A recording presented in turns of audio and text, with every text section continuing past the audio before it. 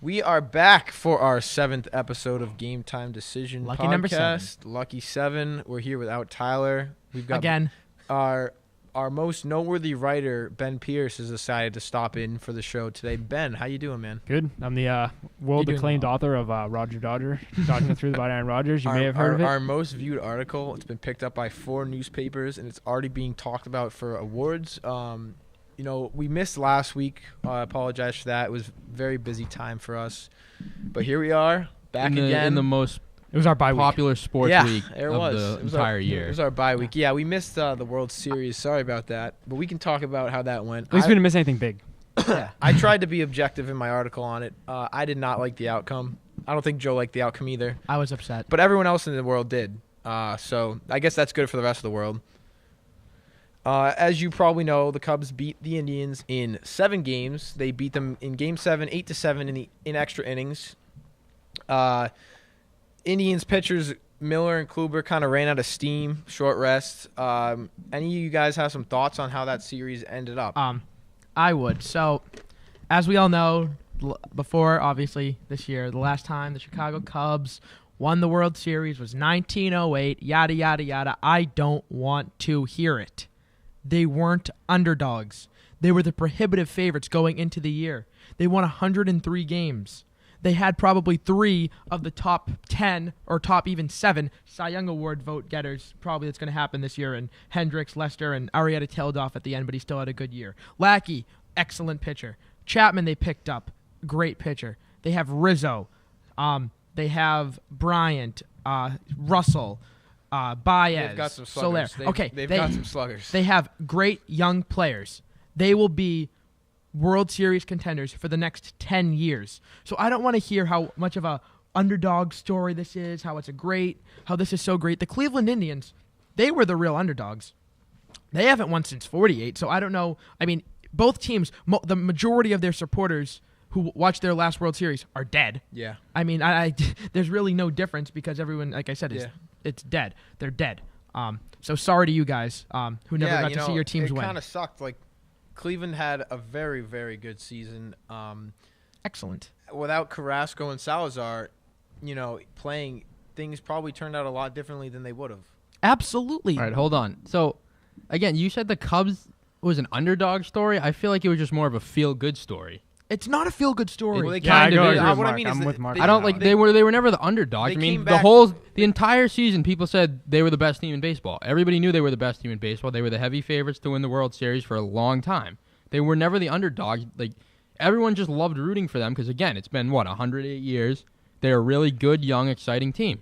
So again, it's just a feel-good story, not really. It's a feel-bad story. I agree with you on that, like that whole feel-good thing, because they were definitely expected to be top contenders for the World Series, but they did go down 3-1, and like at that point, I can see people framing it in that way. But overall, it definitely was not an underdog story. I just want to say, like, you go on social media and you see all these people who I've never seen talk about baseball once in their life. Oh, I know. They probably only watched one game, and it was the World Series back in 2004. And they're the pink hats and the worst, most reviled people in the world. If you don't like baseball, don't talk about baseball. That's me with hockey. I don't know hockey. I don't watch hockey, so I'm not going to comment on hockey when something big happens. I'm sorry. Well, it aggravates the me. reason they did that is because, again, this is a moment that transcends sports itself. This is a historic moment that people, like you've said, people have lived and died without seeing this team win a World Series. So this is huge for some people. And again, it's more than just the Cubs won the World Series. Oh, the Cubs they're the heavy favorites. I don't want them to win.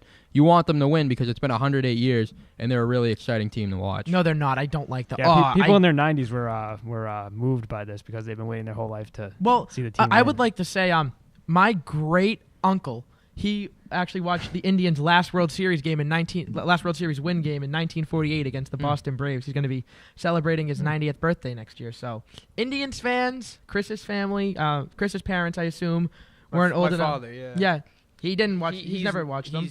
Okay, but there are Cubs fans who are 107 years old who haven't seen them win. Chris's dad, I don't know how old he is. I'm assuming like 50.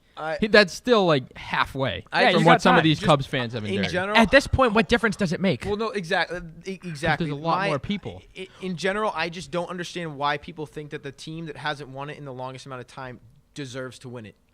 They were better. They were better, and they've gotten screwed over more times. the Indians have blown it many times. 97 is a great example. Not to mention, what chance do the Indians really have to make it back the way the Cubs do? Exactly. The Cubs core is young. They're under contract for the foreseeable future. They're coming back intact. Who knows what's going to go on with the Indians? The Indians, I don't want to say they got lucky, but they got really, really, really hot, and they beat the two best teams in the American League. You beat the rolling Red Sox team. You beat the Blue Jays, who destroyed the Rangers, who were the number 1 seed. They were on fire. And what chance did it have? They went up 3-1. Exactly. Against the best team in baseball. And then they ran out of gas. You will never, I'm not going to say never, but it will be a long time before you see any relief pitcher perform the way Andrew Miller did up until. But see, I'm not going to root for the Indians just because they might not make it back next year. Yeah, that's like the dumbest. That's the dumbest. I don't agree with that at all. I think that makes more sense. You saw 2 years ago the Golden State Warriors. They were basically the basketball version of the Cubs. They were young. They were exciting. They're going to be there for a long time. They're going to contend for a long time. They win the NBA championship. Everybody loves them, and then they come back the next season, set a record, and now they're the villains all over the place with Kevin Durant now. So, I mean, I could see the Cubs kind of tailing that way in a couple of years, maybe even next year, because people are going to be like, again, you turn from the lovable losers, and then they're going to be the team that just keeps on winning and winning and winning. And it's just kind of a tough place to be in. The only consolation prize for me is because I absolutely adore Theo Epstein. I was 7 years old, and I used to write him emails every week. He probably read those. Yeah, Ben is very snarky with his comments, and he's great addition. He's all serious. Yeah. So I love Theo play Epstein. games. He cemented himself as the greatest general manager in the history of baseball. I can say that. Yeah. Do you give him credit for the Red Sox winning in 04? I do. Yes. That team was a lot more Dan Duquette than it was Theo Epstein. I don't know. He pulled off the trade for Schilling. He signed Ortiz.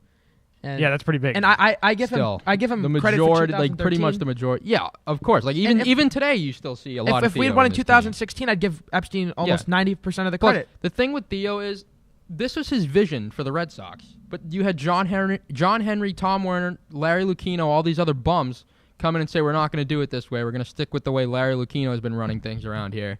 So they decided to go with a 65-year-old old man who doesn't really know what he's doing anymore. I think he's out of the operations now. Who?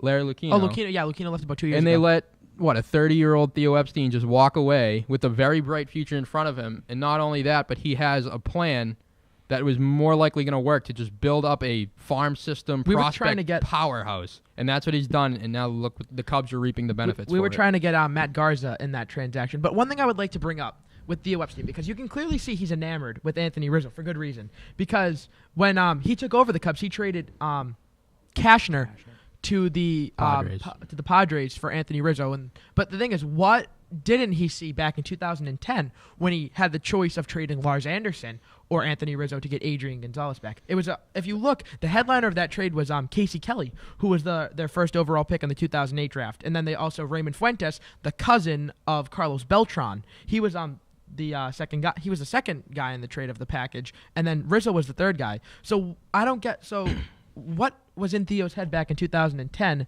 that led him to trade Anthony Rizzo. I just think Adrian Gonzalez is kind of you say he's been enamored with Rizzo. Before Rizzo, he was enamored with Adrian Gonzalez. He always wanted Gonzalez, and then he had the chance to bring him to Boston, so he was going to do whatever he could to get him. He got him, and then he went to the Cubs, saw Gonzalez was off the table, he was getting older, and then his new guy was Rizzo. He brought him in, and now he's a superstar.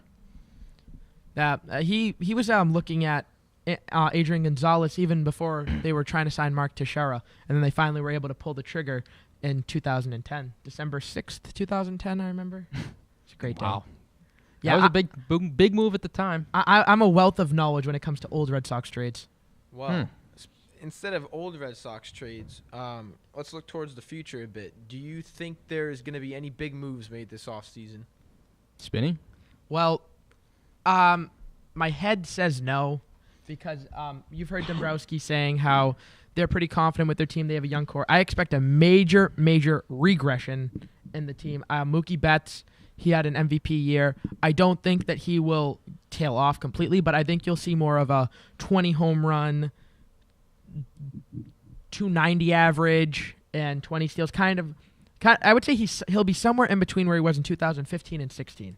So he had 18 home runs and batted .290 in 2015. So he'll be right between there. Bogarts will, I think, be about the same. Bradley, you're going to see he's not going to hit 26, 27 homers. You'll see him at about 15 home runs. And Hanley will not be as good. So Edwin Encarnacion makes the most sense. But I think that since he's a right-handed batter, same with Jose Bautista, they don't want to have their first 6 hitters in the lineup be all right-handed. I would like to see them go after a bullpen guy, but that's what I was thinking too. But the thing is, there's Kenley Jansen, obviously, and Chapman and Melanson. They won't go after Melanson after that blew up in their face a few years ago. I don't think that they think he can pitch in Boston or the American League for that matter. And the problem with Jansen or Chapman, Jansen's going to go back to the Dodgers because they'll pay him whatever he wants. Chapman's the only real option, but I don't think Kimbrel... He's going to get a lot of money to go somewhere. I don't think the Red Sox... The Red Sox would pay it. I think the problem is having Kimbrel. Neither guy is like an Andrew Miller, where Andrew Miller would swallow his pride and be the best late-inning reliever, but doesn't have to be the closer, where Kimbrel needs to be the closer and Chapman needs to be the closer. And another thing, just to that point, is that both Chapman and Kimbrel, if you look at the numbers, they're really not that good in non-safe situations. I agree. That's why. And I think one move that you could see for a trade, and this is just speculation, Felix Hernandez from the Seattle Mariners. I think that could be a possible trade target to bolster the rotation.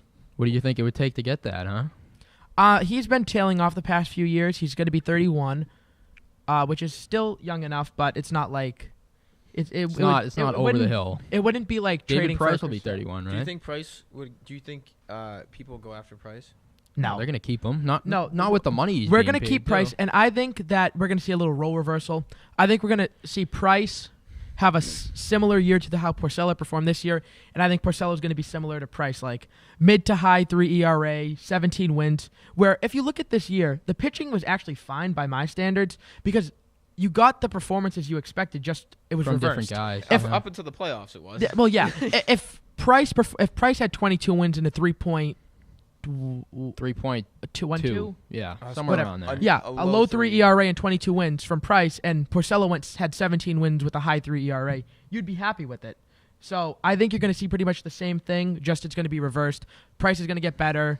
Porcello is going to still be a very good number 2 starter, but he's not going to be as good as he was this year. So that's going to balance out.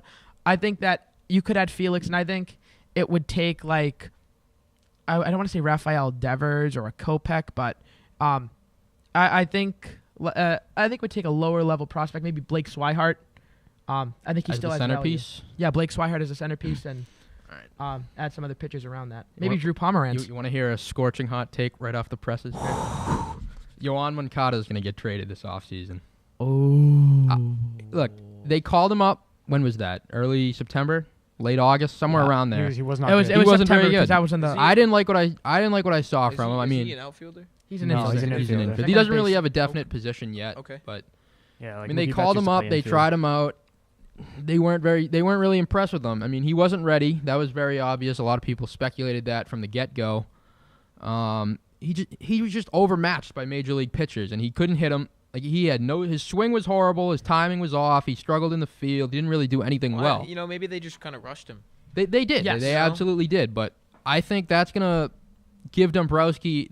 I think that put in Dombrowski's head that there's no prospect that's a sure thing. Even Yohan Moncada, who many people speculated is supposed to be the second coming. He's really the best prospect we've seen in a long time.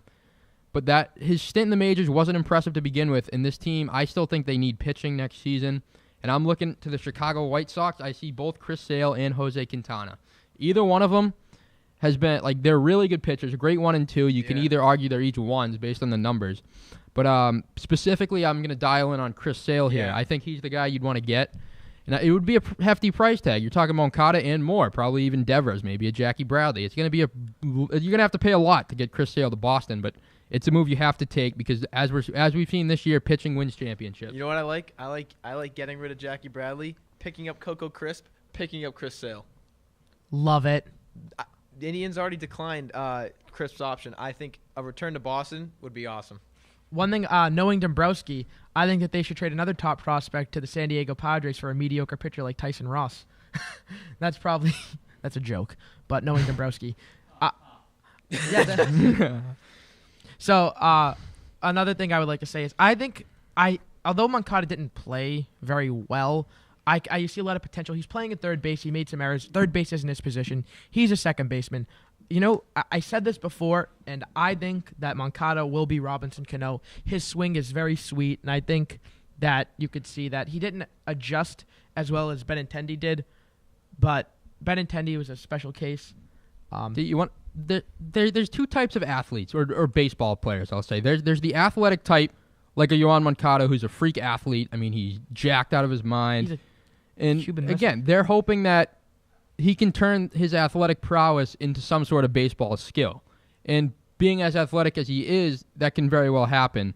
But the problem with him is he's not really a fundamentally sound baseball player. And with that, he doesn't really have the steady foundation of a baseball player or the instincts, as you said. So that's why he's such a boom or bust kind of prospect right now. And I think Dombrowski's going to kind of play off his immense potential and try to go out and get a Cy Young caliber pitcher. The only thing that I will say about Moncada that would make us less apt to trade him is the price that we paid. We paid $63 million in total because it was $30 million to sign him, plus the $30 million. It was 100% luxury tax on him. So then we had to pay another $30 million. So we were around $63 million in on Moncada. So I think that's the reason why we wouldn't trade him. But the thing with Chris Sale, you paid Moncada $60. Chris Sale's only owed $34 million over the next 3 years. So if you even want to put that sum of money together, you're paying Chris Sale $90 million. That's a pretty good value for a Cy Young pitcher. Now, I know $90 million if over 3 years, if you're going to say it that way, that's $30 million a year, which is basically what Price is getting. So, again, it's a hefty price, but you have to pay it. Pitching wins championships. The Red Sox pitching fell apart in the playoffs. We saw it happen. It's probably going to happen again next year. And in a year where their offense is going to suffer without David Ortiz, maybe some regression from Betts, they need pitching. They're not going to win without pitching, so go get Chris Sale. They need to draft some pitchers, too. Some guys to develop. Well, if we had Theo Epstein, I'd feel a lot more comfortable than having Dave Dombrowski. Go back to our buddy Theo. Theo's philosophy is, and it's always been, he's going to draft his hitters like Chris Bryant, Kyle Schwarber. No, he didn't draft Jorge Soler, but that's kind of his thing. He's going to bring in young hitters, draft young hitters, and then he's going to go sign his pitchers like a John Lester, John Lackey. Well, he traded for Arrieta. He drafted John Lester? John Lester with the Red Sox. Still, though, but his philosophy now is... He traded for Beckett. He signed with the Red Sox. He's going to go out and use those young hitters to go out and get the pitchers, because a pitching prospect, it's a lot harder to kind of map out how he's going to develop, because obviously there's issues with the arm or just in terms of control. I mean, a lot can happen over like even a 1 year span for a pitcher. Whereas a hitter, I mean, if a guy can go up there and mash some bombs, you know he's probably going to come up to the majors and mash some more bombs. So, I mean, it's a sound philosophy. It's working, and it's going to work for a long time. And he's only, 43 years old? Yep. What do you think of Matt Wieters as a free agent? I think the Red Sox should go after him. Oh, why? No. They don't need a catcher. We have a logjam at catcher. We have Sandy Leone? No, it's Sandy Christian Vasquez and and Blake Swihart. Matt Wieters, he's not even good anymore. I remember a few years ago they were saying Matt Wieters Wieters is going to go last last year, and No. I think Christian Vasquez is like highly overrated. I agree. I didn't see anything. I love and that. Blake Hitting-wise, Swihart is like, hitting-wise, isn't he an he is. outfielder now? Like, what's going on with No, him? He look, can catch. here's the thing. His mom, if you go on Blake Swihart's mom's Twitter, she's saying Whoa. she's putting out Whoa. how What are you doing there, Joe, how huh? she always wants him to catch. Well, I was trying to. Oh, that means he's in. He's catching. I look at athletes I just don't Twitters think to try they're to good recruit catchers. them Look, on Game Time Sports, and he look. retweeted his mom saying how he wants to catch. haven't seen Vasquez do Vasquez, anything. he's not a good hitter. At best, he's probably going to hit 240, 230. I'll take it. But like all the advanced defensive metrics and stuff like that, like he's one of the Miss best Harris? defensive catchers in baseball. I mean, the way he frames pitches, he's great at calling games. The pitchers really trust him. They really like him. And then on the other side, you got Blake Swihart, a guy who the reason Swihart has value is because he can kind of hit and he can catch. So for a position that's very hard to find production from, like at the plate, Swihart's a guy that could maybe do it with some subpar. Yeah, he's defense. inconsistent, though. I know they always talk about how like a catcher's number one responsibility is to be a catcher, not to be a hitter. And that's what Christian But Vasquez is really, really good I at. feel like to be a major league catcher, you need to be a good defensive catcher, and that what separates the good catchers from the great catchers is ones who can put the ball out of the park every once in a while. Well, Yeah. we don't need a great I don't know. catcher. Yadier Molina. No, I think we do. Yadier Molina is a pretty great catcher, and he can't really put the ball out of the ballpark. Ben, I just I think Matt Wieters just makes absolutely no sense. You guys want to follow the same formula of the Red Sox catcher. The Red Sox have always had that catcher, like, the pitchers love him, and he makes some good defensive plays. Jared but Saltalamacchia? He's a terrible hitter. Yeah, Jared Saltalamacchia, like, so inconsistent. He could hit a home run from the left side. Struck Jared Saltalamacchia out was so a many times. subpar defensive catcher, and he hit. He had some good defensive moments. He wasn't that bad. 2013 World not Series, bad. they had to put David Ross in. Yeah. David Ross, hey, he played well too. But I'm just David saying. Ross, again, he's one of those good defensive catchers. They trust him. Yeah. He's got a cannon for an arm, an absolute missile. Good defensive catchers. Two of the runs that were scored the other night were because he let a ball through.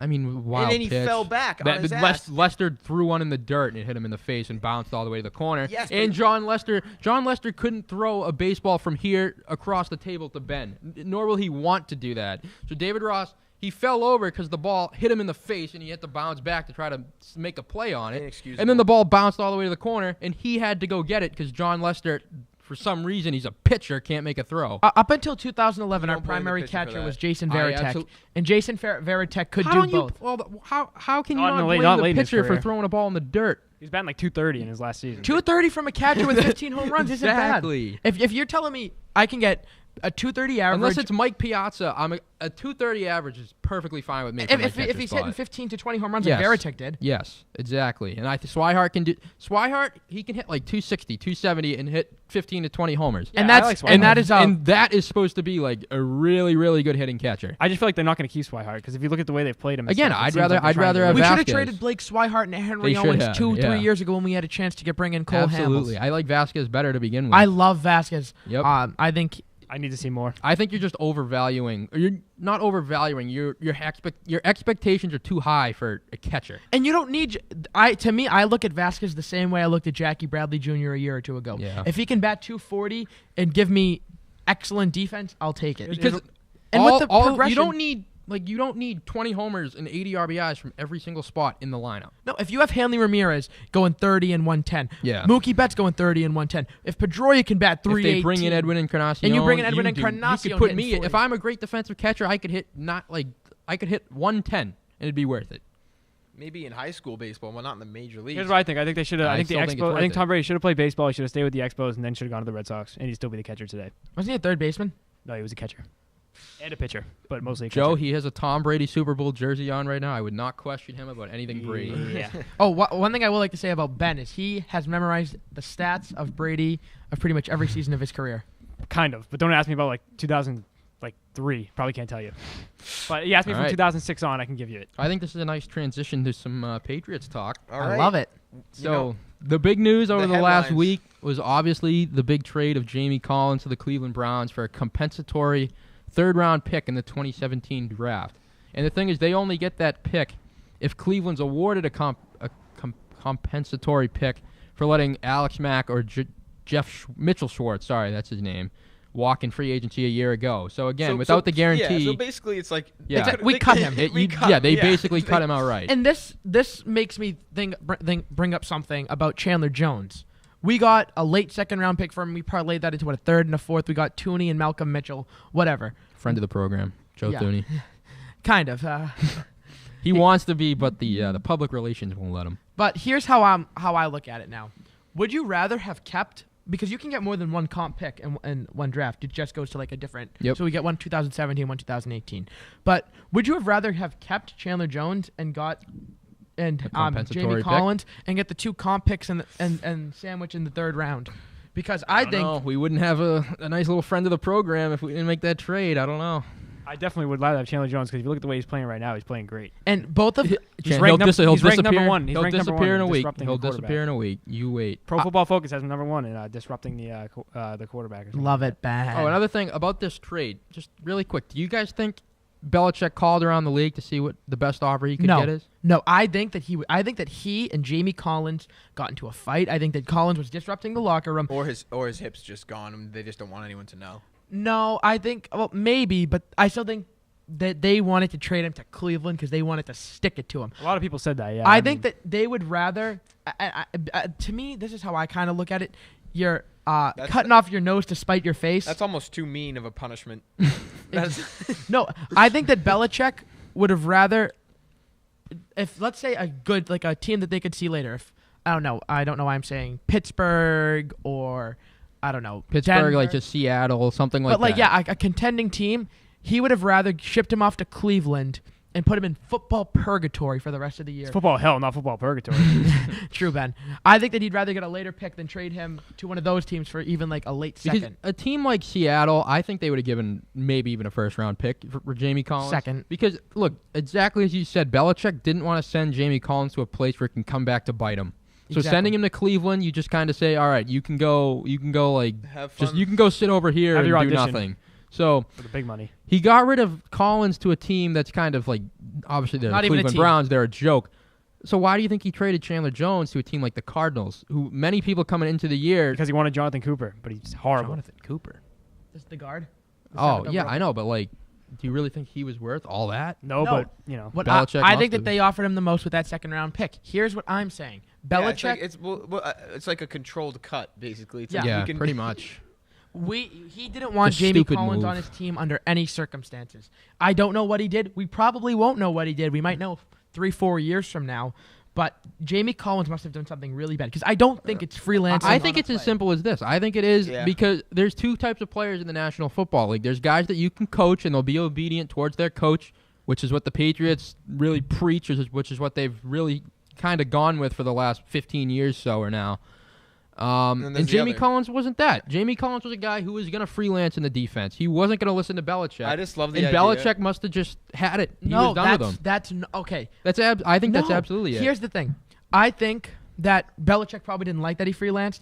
There has to be something more because there's no reason in a year that there is no reason where you should not win the Super Bowl, you trade away your best. I think he's our best defensive but player maybe- for pretty much nothing. Maybe Bill just wanted to like exercise Look, his authority. here's another thing. Here's another He thing. probably said like, "All right, look, you act up again like this, we're sending you to the Browns." And he's like, Look, the guy was probably like, "Yeah, sure, whatever." And he acted up again, so Look, they sent him to the to, Browns. to play off that, this defense, a lot of people want to see more out of this defense. So this is kind of a move saying like, all right, guys, wake up. Nobody's safe on this Yeah. defense. We got to start playing Then- better. then And trade Jamie him- Collins wasn't really helping that. Then trade Jabal Sheard, who's a good, not great player. Don't But trade your best defensive All right, but player. here's the thing. Bill Belichick likes Jabal Sheard. He likes him a lot, and he's going to listen to what Belichick has to say. Whereas Jamie Collins, again, like you said, there was probably something else. So maybe Collins kind of stuck up for himself a it bit was here way to kind of more. go against the There is Patriot stuff way of listening to Belichick.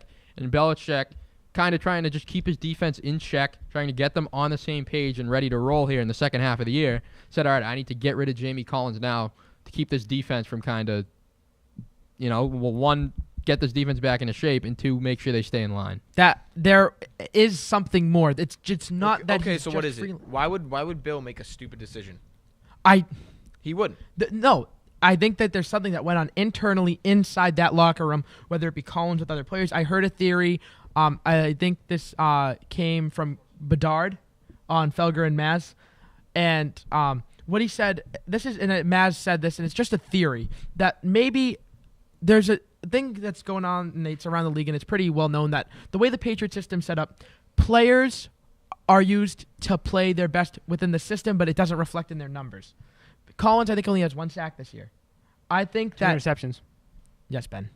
He has 1 sack and 4 QB hits. So here's what I'm saying. I think maybe he said this, and he's maybe started like an uprising in the locker room, like, hey, we have a lot of upcoming free agents on this defense.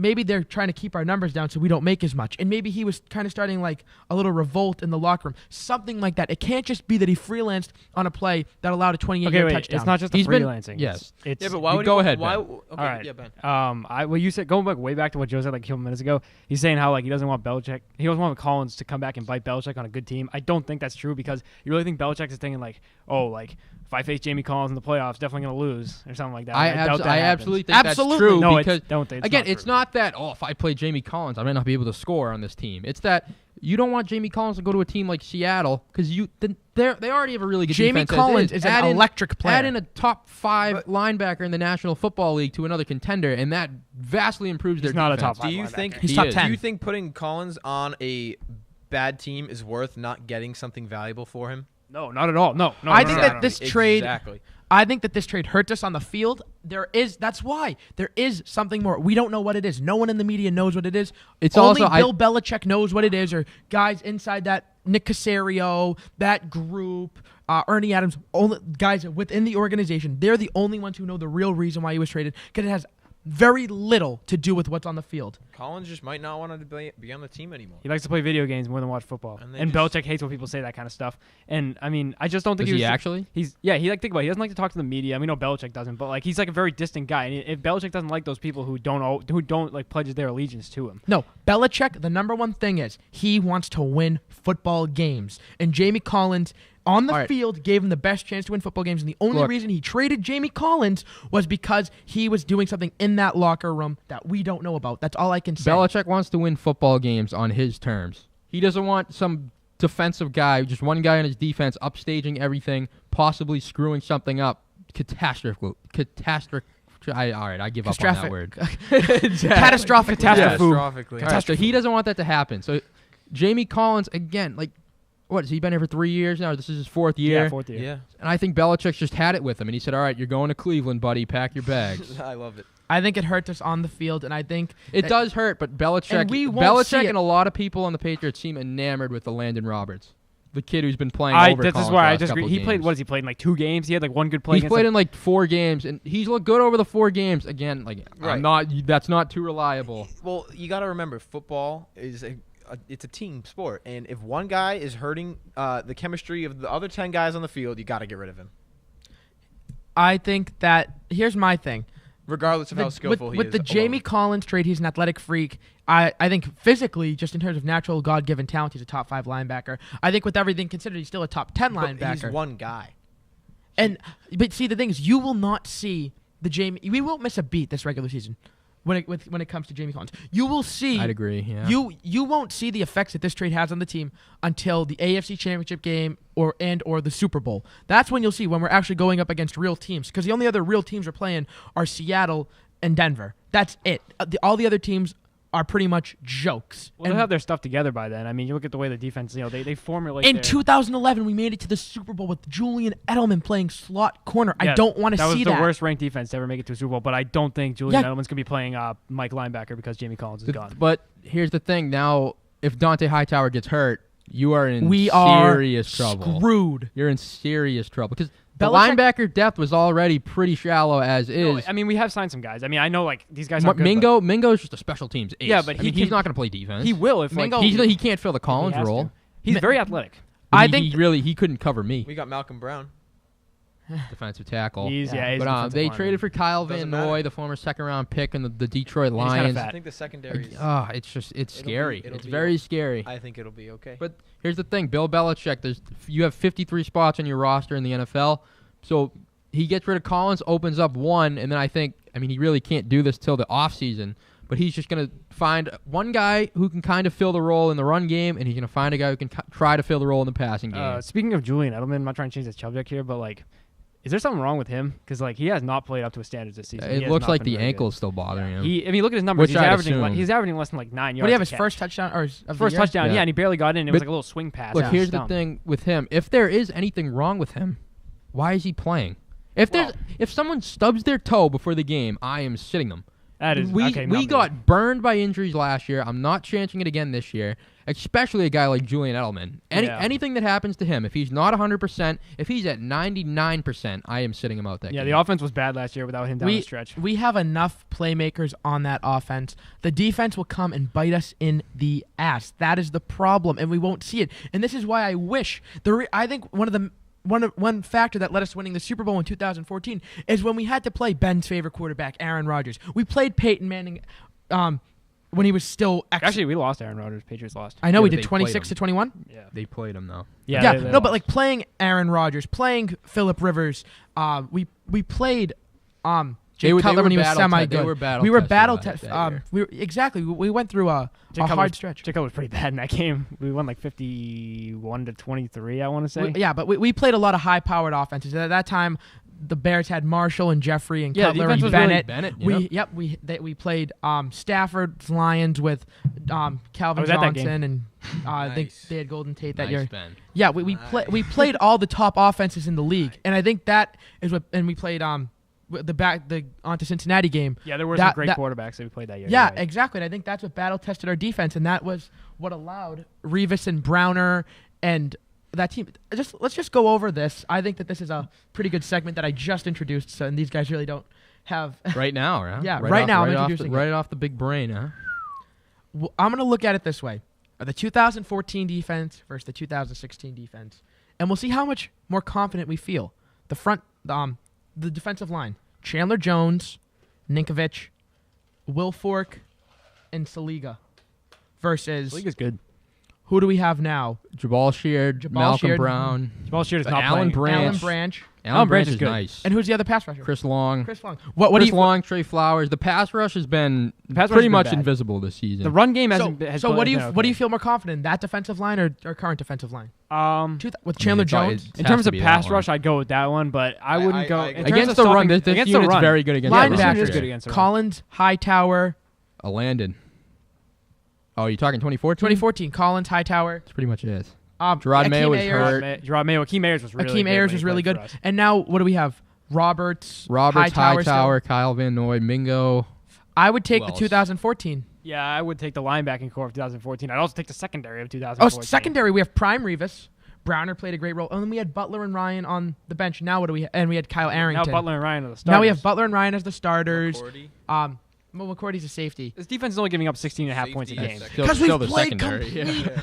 ass. We have not played one good offense. The only chance we had to play good offense was the Steelers, and Big Ben is out. If I Big think Ben we- I played think that, going into if the, Big Ben played that game, the Patriots would have lost. think the I don't think Cardinals we were would have supposed to be a lost. great I I think think they would have lost. I think that it would have been a close game. I think it would have been like 35-31. Cardinals were a great offense going into the first game of the season. Cardinals. No, because Carson Palmer's a fraud. Yeah, but like everyone claims they're good. I mean, you look at their numbers in terms of going deep and going over the top. That's the thing the Patriots. Everyone say the Patriots can't defend against because they have really small corners, and they played. They had a really great game plan that game. And we almost lost, except the First half against the Dolphins, we limited Ryan Tannehill like And- under 50 passing yards. 150 passing yards and a half. I said under like 50. He like I barely. said threw it. 150. No. Still, but then they ended up scoring 28 points, 24. 24 points. Yeah, it was. Like I said, I mean they have So had that some wasn't bad a great moments. but- performance. Yeah, they have had some. They We have had some haven't bad been moments, but- tested, and I wish we were tested. I wish that we could play Aaron Rodgers. I wish that we could play Big Ben, so we could actually see. That's how our the thing defense with stacks the up. New England Patriots. A regular season loss does not matter. They're going to win the division. They're going to get to the AFC Championship. It's all about being the ready record for that doesn't matter. AFC It's all about getting Championship. home the field record. advantage. Yeah, the Yes, home field you need advantage. home field, and you have to stay healthy, and you have to be ready. If we go back to Denver this year, I'm gonna kill myself. All right. Well, Don't do that, Ben. all right. We do not condone that on this show. Any final thoughts? Nets have won 2 games to start off the year, so maybe they won't be as bad as we thought. Give a listen to the Double Dribble podcast. Check Coming it up out. soon. Ben, you good? Yeah, I'm not actually gonna kill myself. A little disclaimer. Thanks for coming on, Ben. If you like this episode today, share, retweet, subscribe. You know the deal. See you next week, everybody.